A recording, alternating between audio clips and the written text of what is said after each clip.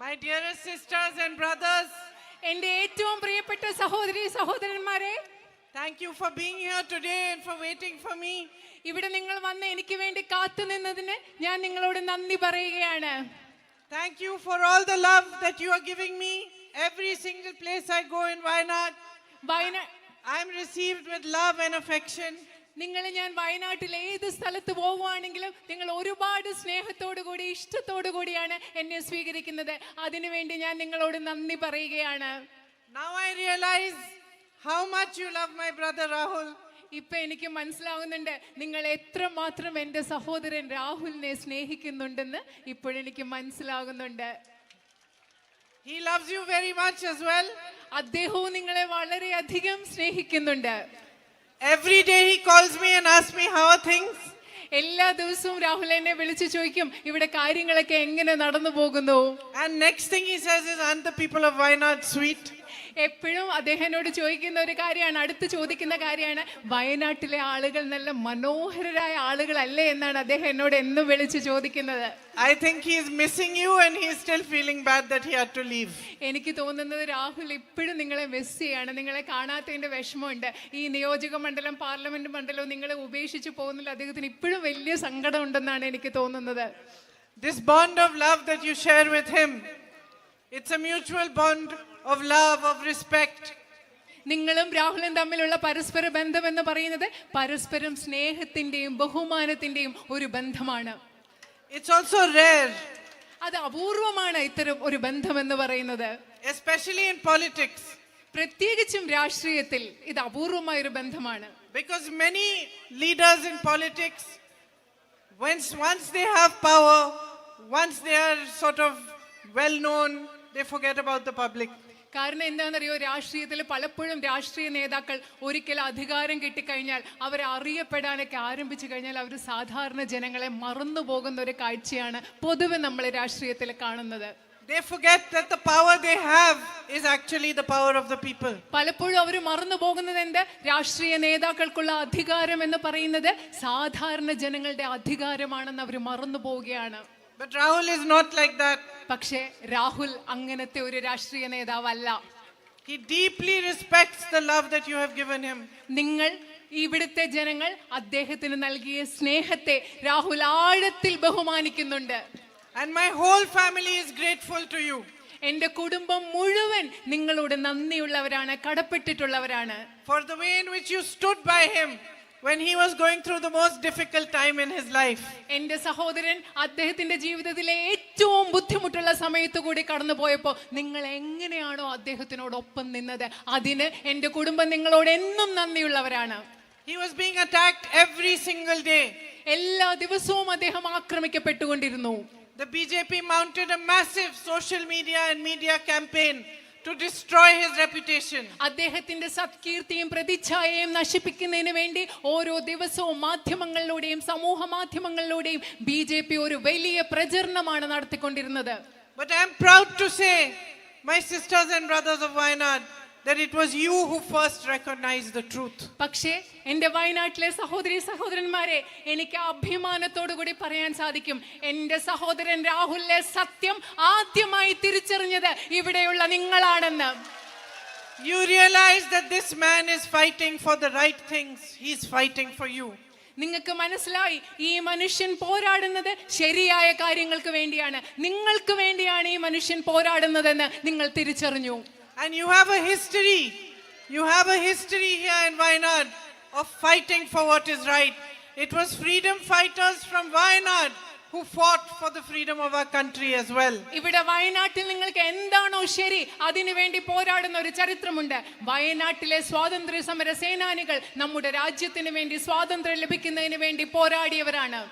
You are a shining example of all that is good and all that is beautiful about our country. ഈ രാജ്യത്ത് എന്തൊക്കെയാണോ നല്ലത്, എന്തൊക്കെയാണ് മനോഹരമായത്, അതിന്റെ ഒരു തിളങ്ങുന്ന ഉദാഹരണമാണ് വയനാടും ഇവിടുത്തെ ജനങ്ങളും. You have a rich tradition of unity amongst the different religious communities. പല മതങ്ങളിലുള്ള ആളുകളുടെ ഇടയിലുള്ള സാഹോദര്യത്തിന്റെ ഐക്യത്തിന്റെ ഒരു സമ്പന്നമായ പാരമ്പര്യം നിങ്ങൾക്കുണ്ട്. Must be one of the few places where somebody like Radha Gopi Menonji became the president of a mosque even though she was a Hindu. നിങ്ങൾക്കറിയാം, ഈ രാജ്യത്തുള്ള ചില അപൂർവം ചില പ്രദേശങ്ങളിൽ ഒന്നായിരിക്കും ഉദാഹരണത്തിന് ശ്രീ ഗോപി മേനോൻ എന്ന് പറയുന്ന വ്യക്തി ഒരു മോസ്കിന്റെ പ്രസിഡന്റായ അപൂർവ സ്ഥലങ്ങളിൽ ഒന്നായിരിക്കും ഇത്.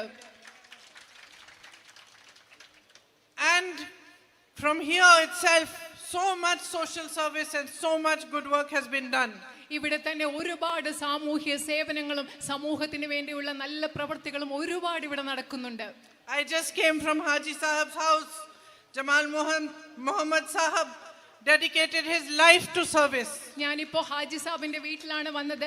ജമാൽ മുഹമ്മദ് സാഹിബ് എന്ന വ്യക്തി അദ്ദേഹത്തിന്റെ ജീവിതം സേവനത്തിന് വേണ്ടി സമർപ്പിച്ച ഒരു വ്യക്തിയാണ്. These are your traditions.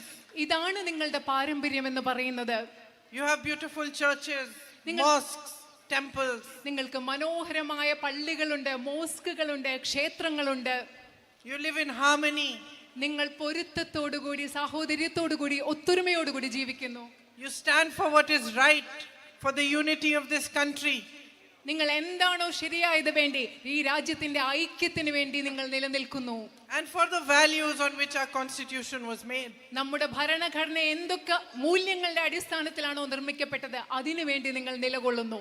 For me, there can be no greater honor than to represent the people of Wayanad.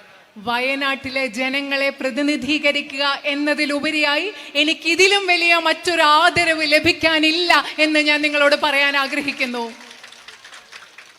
This land has immense potential. ഈ ഭൂമിക്ക്, ഈ നാടിന് അപാരമായ സാധ്യതകളുണ്ട്. Look at the crops you grow: coffee, tea, rice, pepper, all the spices. നിങ്ങൾ ഏതൊക്കെ വിളകളാണ് ഇവിടെ കൃഷി ചെയ്യുന്നത് നോക്കൂ. കാപ്പി, തേയില, നെല്ല്, അതുപോലെ കുരുമുളക്, അതുപോലെ എല്ലാ സുഗന്ധദ്രവ്യങ്ങളും ഇവിടെ നിങ്ങൾ കൃഷി ചെയ്യുന്നുണ്ട്.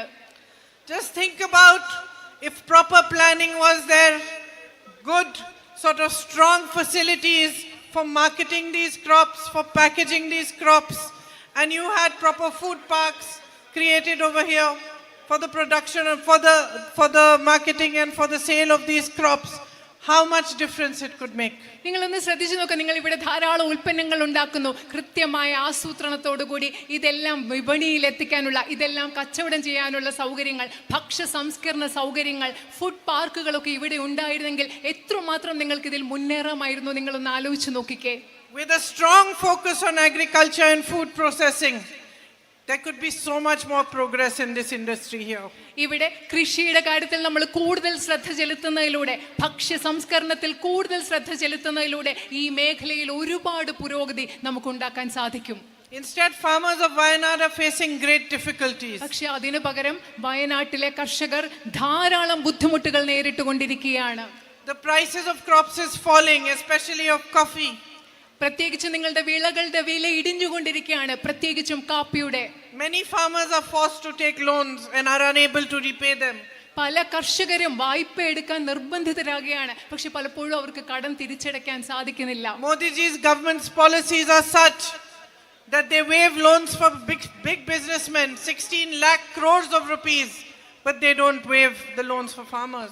നരേന്ദ്രമോദിയുടെ നയങ്ങൾ എന്താണ് ചെയ്യുന്നത്? വലിയ ബിസിനസ്സുകാരുടെ കടങ്ങളെല്ലാം എഴുതി തള്ളുകയാണ്. 16 ലക്ഷം കോടി രൂപ വരുന്ന കടങ്ങൾ വലിയ ബിസിനസ്സുകാരുടെ എഴുതി തള്ളിയപ്പോൾ നമ്മുടെ നാട്ടിലെ സാധാരണ കർഷകരുടെ കടങ്ങൾ എഴുതി തള്ളുന്നില്ല ആ government. When your crops are damaged due to rain, you don't get the adequate compensation. മഴ കൊണ്ട് നിങ്ങൾക്ക് കൃഷിനാശം, വിളനാശം സംഭവിക്കുമ്പോൾ നിങ്ങൾക്ക് മതിയായ നഷ്ടപരിഹാരം ലഭിക്കുന്നില്ല. And through the area where I have been passing today, the man-animal conflict is an immense issue. ഇന്ന് ഞാൻ വന്നുകൊണ്ടിരുന്ന വഴിയിൽ ഞാൻ പ്രദേശത്തു കൂടി വരികയായിരുന്നു. എവിടെയാണോ മനുഷ്യ വന്യജീവി സംഘർഷം എന്ന് പറയുന്നത് ഒരു വലിയ പ്രശ്നമാണ്. This morning I met a lady whose husband had been trampled by an elephant. ഒരു കാട്ടാനയാൽ കൊല ചെയ്യപ്പെട്ട മനുഷ്യന്റെ ഭാര്യയെ, ആ സ്ത്രീയെ ഞാൻ ഇന്ന് കണ്ടു.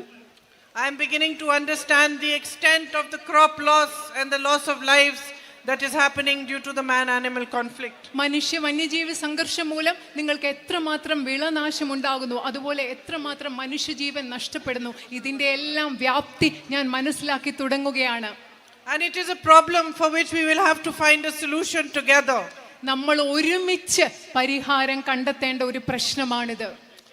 That lady told me that when her husband was injured, She took him to the hospital in Manantawadi and they referred him to Kozhikode. ആ സ്ത്രീ എന്നോട് പറഞ്ഞ എന്താണെന്നറിയോ, അദ്ദേഹത്തിന്റെ ഭർത്താവിന് മുറിവേറ്റപ്പോൾ അവിടെ മാനന്തവാടിയിലുള്ള ആശുപത്രി കൊണ്ടുപോയി. പക്ഷെ അവിടെ നിന്ന് കോഴിക്കോട് മെഡിക്കൽ കോളേജിൽ കൊണ്ടുപോകാൻ പറഞ്ഞു. But by the time she reached Kozhikode, he had already passed away. പക്ഷേ അവർ കോഴിക്കോട് ആശുപത്രിയിൽ എത്തുന്ന സമയം കൊണ്ട് ആ മനുഷ്യൻ മരിച്ചുപോയി.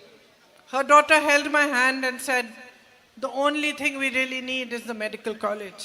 എൻ്റെ കൈ പിടിച്ചുകൊണ്ട് അവരുടെ മകൾ എന്നോട് പറഞ്ഞു, ഞങ്ങൾക്കിവിടെ വയനാട്ടിൽ അത്യാവശ്യമായി വേണ്ട ഏറ്റവും പ്രധാനപ്പെട്ട കാര്യം എന്ന് പറയുന്നത് മെഡിക്കൽ കോളേജാണ്. I stopped on the way and met some timber laborers.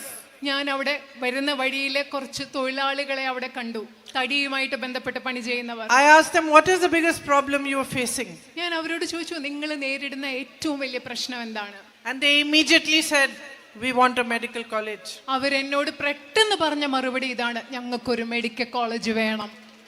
Before I came here, a lady who I have worked with for many years, who's a nun, a sister in the Mother Teresa's missions, she called me. She said, I am from Wayanad, and all I'm asking you, Priyanka, is that if you go there, you must fight for the medical college. ഞാൻ ഇവിടെ വരുന്നതിന് മുമ്പ് mother തെരേസയുടെ സന്യാസ സമൂഹത്തിൽ എന്നോടൊപ്പം ജോലി ചെയ്യുന്ന ഒരു സിസ്റ്റർ, ഒരു കന്യാസ്ത്രീയായ സിസ്റ്റർ എന്നെ വിളിച്ചു. ഞാൻ ആ സിസ്റ്ററിനെ കണ്ടപ്പോൾ എന്നോട് പറഞ്ഞു, പ്രിയങ്ക, നിങ്ങൾ വയനാട്ടിൽ പോവുകയാണെങ്കിൽ നിങ്ങൾ പോരാടേണ്ടത് ഒരു കാര്യത്തിന് വേണ്ടിയാണ്, അത് അവിടുത്തെ മെഡിക്കൽ കോളേജിന് വേണ്ടിയാണ്.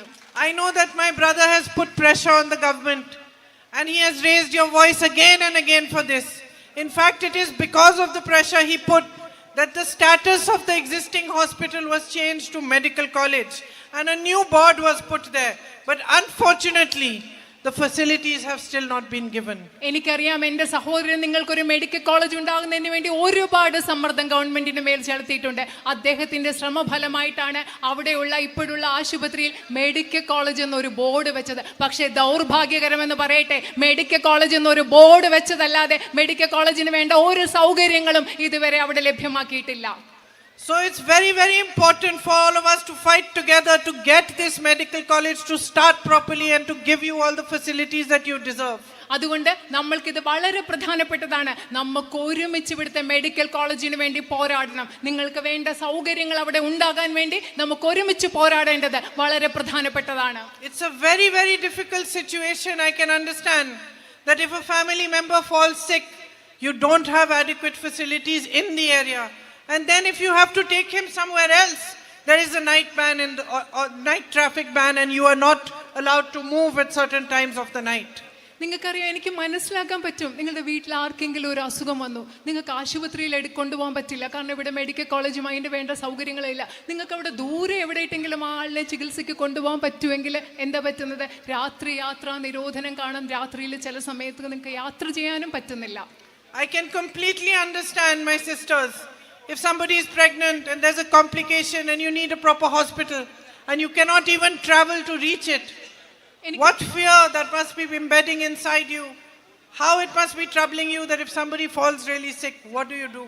എനിക്കറിയാൻ പറ്റും, എൻ്റെ സഹോദരിമാർ, ആരെങ്കിലും ഗർഭിണിയായിട്ട് ഒരാൾ വീട്ടിലുണ്ട്, കുറച്ച് സങ്കീർണമായ പ്രശ്നങ്ങളുണ്ട്, നിങ്ങൾക്കൊരു ആശുപത്രിയിൽ കൊണ്ടുപോകണം, പക്ഷെ ആശുപത്രിയിൽ കൊണ്ടുപോകാൻ സാധിക്കില്ല. എന്തുമാത്രം പേടി ഉണ്ടായിരിക്കും മനസ്സിൽ ആ സമയത്ത്. അതുപോലെ വീട്ടിൽ ആർക്കെങ്കിലും അസുഖം വന്ന് ആശുപത്രിയിൽ കൊണ്ടുപോകാൻ പറ്റാത്തപ്പോൾ നിങ്ങൾക്ക് എന്തൊക്കെ ബുദ്ധിമുട്ടുണ്ടാവും എന്ന് എനിക്ക് കൃത്യമായി മനസ്സിലാക്കാൻ സാധിക്കും. And I understand that this problem of health facilities is worst in the tribal areas. എനിക്ക് പറയാം, ഈ ആരോഗ്യ പരിരക്ഷ, ആരോഗ്യ സംവിധാനങ്ങളുടെ പ്രശ്നം എന്ന് പറയുന്നത് നിങ്ങളുടെ ആദിവാസി മേഖലകളിൽ ഇതിലും പരിതാപകരമായ അവസ്ഥയാണെന്ന് എനിക്കറിയാം. There is already so much poverty and so much difficulty, and on top of that even the primary health care centers are not fully functional. നിങ്ങൾക്കറിയാം, ആ പ്രദേശങ്ങളിൽ ഒരുപാട് ദാരിദ്ര്യമുണ്ട്, അതിൻ്റെ കൂടെ ഒരുപാട് ബുദ്ധിമുട്ടുകളുണ്ട്. അതൊന്നുമല്ല, അവിടെ പ്രാഥമിക ആരോഗ്യ സംവിധാനങ്ങൾ പോലും നന്നായി പ്രവർത്തിക്കുന്നില്ല. Under the Congress government, the NREGA program was started and it provided jobs for those who were the poorest of the poor.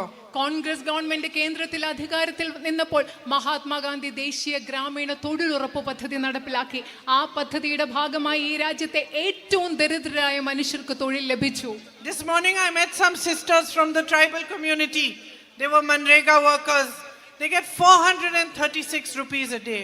ഞാൻ ഇന്ന് രാവിലെ തൊഴിലുറപ്പ് പദ്ധതിയുടെ ഭാഗമായി പ്രവർത്തിക്കുന്ന ആദിവാസി സമൂഹത്തിൽ നിന്നുള്ള ഏതാനും സഹോദരിമാരെ കണ്ടു. അവർക്ക് ഒരു ദിവസം കിട്ടുന്നത് 436 രൂപയാണ്. So more funds need to be put into Manrega, better wages need to be given, dairy workers need to be added to them, to the Manrega workers. തൊഴിലുറപ്പ് പദ്ധതിയിലേക്ക് നമുക്ക് ധാരാളം കൂടുതൽ സാമ്പത്തിക സഹായം നൽകേണ്ടതുണ്ട്. അവിടെ കൂടുതൽ തൊഴിലുണ്ടാവേണ്ടതുണ്ട്. അതുപോലെ തന്നെ ഈ നാട്ടിലെ ക്ഷീര കർഷകരെ നമുക്ക് തൊഴിലുറപ്പ് പദ്ധതിയുടെ ഭാഗമാക്കേണ്ടതുണ്ട്. And while you have good education centers up to a certain level, the tribal areas really lack higher education centers and institutions. നിങ്ങൾക്ക് ഒരു പരിധി വരെ വിദ്യാഭ്യാസ സ്ഥാപനങ്ങൾ ഇവിടെ ഉണ്ടെങ്കിലും ആദിവാസി മേഖലകളിൽ ഉന്നത വിദ്യാഭ്യാസത്തിന് സൗകര്യമുള്ള സ്ഥാപനങ്ങൾ ഇന്നും കുറവാണ്. I was very happy to visit the WMO and to see what great work is being done and to see so many bright young people with such a bright future ahead. ഞാൻ WMO കോളേജിൽ പോയി അവിടുത്തെ കുട്ടികളെ സന്ദർശിക്കാൻ വളരെ ശോഭനമായ ഭാവിയുള്ള ചെറുപ്പക്കാരെയും ചെറുപ്പക്കാരികളെ അവിടെ കാണാൻ എനിക്ക് വളരെയധികം സന്തോഷമുണ്ടായി. But we need more institutions still. പക്ഷേ നമുക്ക് ഇനിയും കൂടുതൽ ഇതുപോലെയുള്ള വിദ്യാഭ്യാസ സ്ഥാപനങ്ങളുടെ ആവശ്യമുണ്ട്. My brother worked hard. He provided buses for ambulances and schools in tribal areas and mobile health vans to do the primary health care at least. He also inaugurated some smart Anganwadis to help the people in the tribal areas. എൻ്റെ സഹോദരൻ ആദിവാസി മേഖലകളിൽ ബസ്സുകളും വാഹനങ്ങളും ആംബുലൻസുകളും school ബസ്സും നൽകുന്നതിന് വേണ്ടി അദ്ദേഹം വളരെയധികം കഠിനമായി പരിശ്രമിച്ചു. അതുപോലെ തന്നെ അദ്ദേഹം ഇവിടെ ചില സ്മാർട്ട് അംഗനവാടികളും ആരംഭിച്ചു. And Wayanad is so beautiful that if the infrastructure is properly developed, then it has so much more potential for tourism. Wayanad വളരെ മനോഹരമായ ഒരു നാടാണ്. ഇവിടുത്തെ അടിസ്ഥാന സൗകര്യങ്ങൾ ഇനിയും നമ്മൾ വികസിപ്പിച്ചാൽ ടൂറിസത്തിന്റെ വിനോദസഞ്ചാരത്തിന്റെ